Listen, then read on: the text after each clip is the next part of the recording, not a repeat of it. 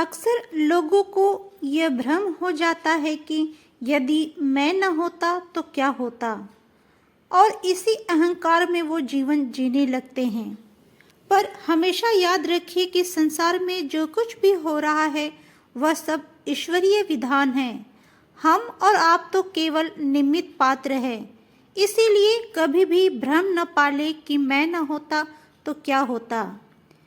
इसी कथा को भगवान श्री हनुमान ने बहुत ही सुंदर तरीके से व्यक्त किया है। एक बार हनुमान जी ने प्रभु श्री राम से कहा कि अशोक वाटिका में जिस समय रावण क्रोध में भरकर तलवार लेकर माँ सीता जी को मारने के लिए दौड़ा, तब मुझे लगा कि इसकी तलवार छीनकर इसका सिर काट लेना चाहिए। किंतु अगले ही क्षण मैंने देखा कि मंदोदरी ने रावण का हाथ पकड़ लिया। यह देखकर मैं गदगद हो गया।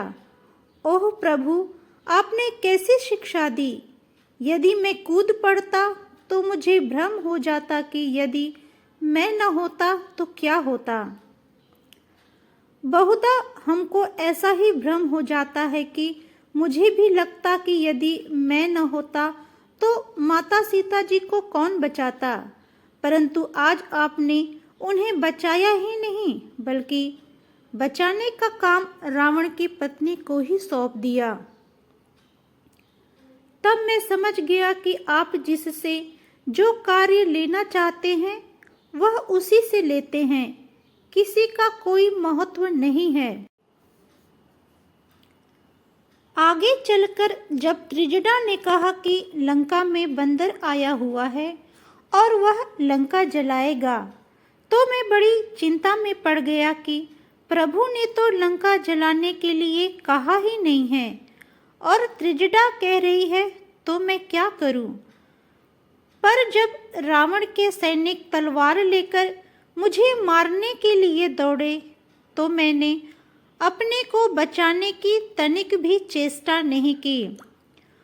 और जब विभीषण ने आकर कहा कि दूत को मारना अनीति है, तो मैं समझ गया कि प्रभु मुझे बचाने के लिए यह उपाय कर दिए हैं।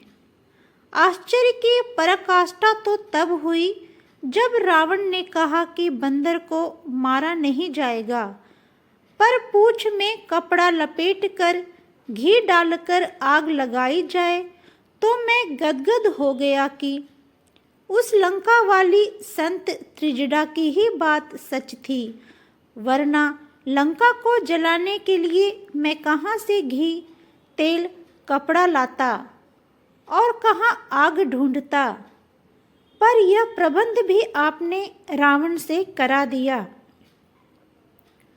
जब आप रावण से भी अपना काम करा लेते हैं तो मुझसे करा लेने में आश्चर्य की क्या बात है।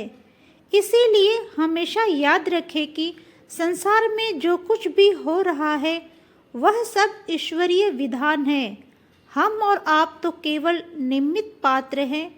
इसीलिए कभी भी ये भ्रम न पाले कि मैं।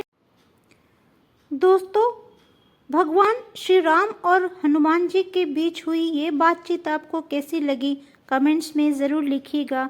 यदि अभी तक आपने मेरे चैनल को सब्सक्राइब नहीं किया है तो मैं रिक्वेस्ट करती हूँ प्लीज़ चैनल को सब्सक्राइब कर दीजिए। तो मिलते हैं नए वीडियो में, तब तक के लिए जय श्री राम।